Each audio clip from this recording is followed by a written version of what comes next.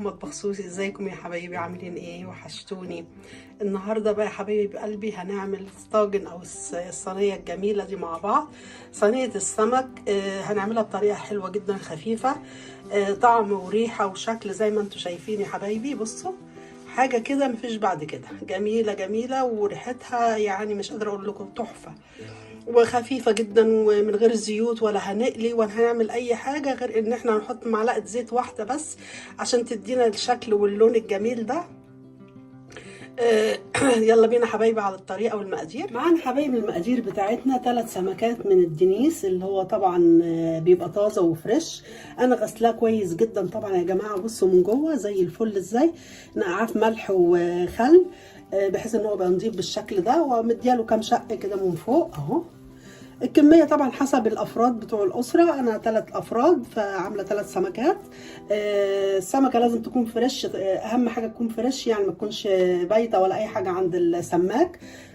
من مواصفات السمكة الطازة ندوس عليها كده نلاقيها ما بتنغصي والعين بتاعتها لمعة وحلوة، دي مواصفات السمك. دلوقتي معانا الخضار بتاعنا بتاع الصينية. بصلة كبيرة أنا مقطعها كده، ممكن تقطعوها جوانح مفيش أي مشكلة. ومعانا معلقة من الثوم المفروم، دي كنت أنا حطاها في الفريزر. بص الثوم يا جماعة طالع أبيض وجميل إزاي. معانا كمان كرفس، ده مهم جدا بيدي طعم رهيب بجد بجد للصينية. ومعانا كزبرة خضراء دي كنت مفرزاها برضو. ومعانا هنا فلفل حار وفلفل رومي حسب الرغبه زي ما انتوا عايزين، يعني لو عايزينه كله رومي مفيش اي مشكله. ومعانا البهارات بتاعتنا ملح وكزبره وكمون.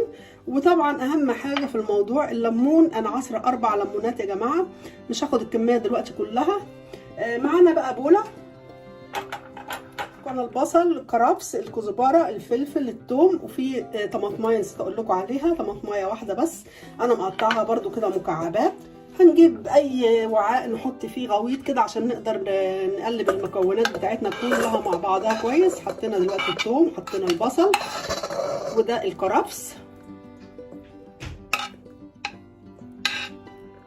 ودي الكزبره هنحطها برده. كل المكونات هنحطها كلها على بعضها اهي، والفلفل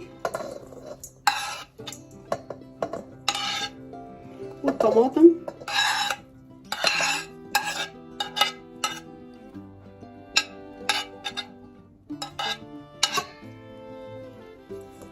هنقلب المكونات كلها مع بعضها كده كويس.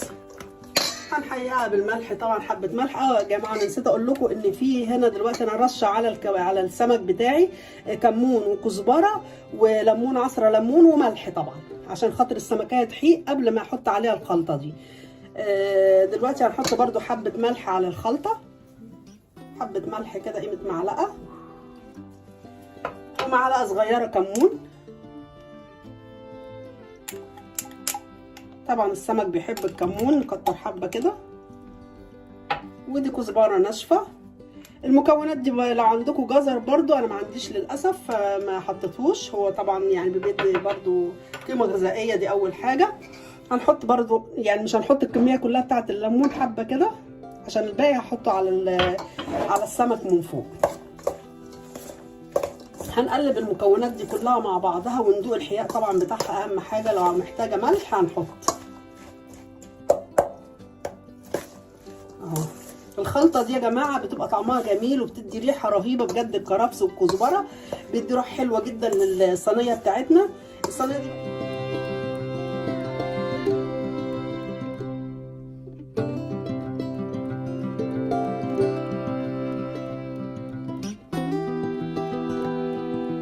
دلوقتي حبايبي جبنا صينيه او طاجن بايركس.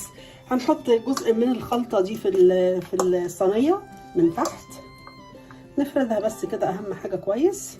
نحط حبه كمان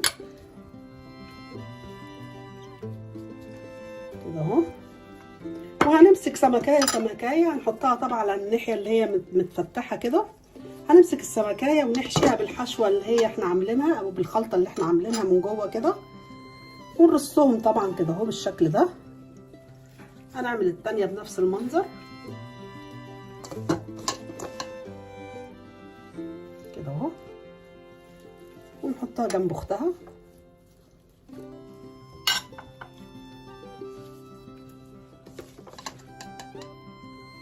ودي التالتة كده اهو، هنحطها برضو كده عشان خاطر طبعا مش هتكفي، نوسع كده اهوت ونحطها برضو. دلوقتي حبايبي هنرش برضو رشه بسيطه كده من الملح على السمك بتاعنا عشان يحيق ويبقى حلو كده. احنا محيقينه طبعا زي ما انتم عارفين. وهنرش عليه برضو حبه ليمون على السمكيه ذات نفسها. كل ما نحط ليمون بيبقى جميل جدا، الليمون بيدي طعم يعني حلو قوي قوي للخلط للسمكيه بتاعتنا. ده بقيه الليمون اللي كنت عصراه. دلوقتي هنعمل بقى مع بعض الخلطه اللي هندهن بيها السمكيه بتاعتنا. معلقه صغيره من البابريكا، ممكن تستبدلوها بالصلصه، معلقه صغيره. وهنحط عليها حوالي معلقتين من زيت الزيتون عشان خاطر طبعا يبقى صحي. ده الخليط اللي احنا عاملينه يا جماعه، ده اللي هندهن بيه السمكيه عشان تدي لون جميل في الفرن، يبقى لونها كده محمر وحلو. نقلبهم بس كده مع بعض كويس. دلوقتي يا حبايبي بعد ما قلبت الخلطه اللي هي زيت الزيتون او حابين زيت عادي، دي حاجه ترجع لكم، والبابريكا، هنمسك بالفرشه كده ندهن السمكيه بتاعتنا، بس ما نحاولش نجيبها على الفتحات دي عشان تدي شكل حلو كده لما تستوي باذن الله. ندهن السمكيه كده كويس قوي. انا مولعه الفرن طبعا على درجه حراره 200، بياخد معانا نص ساعه بالظبط في الفرن. هنولع الفرن على درجه حراره قلت لكم 200 من فوق ومن تحت. لو حسينا ان هي ما خدتش لون وما احمرتش، ممكن نولع بعد كده الشوايه تاخد لون اهو كده.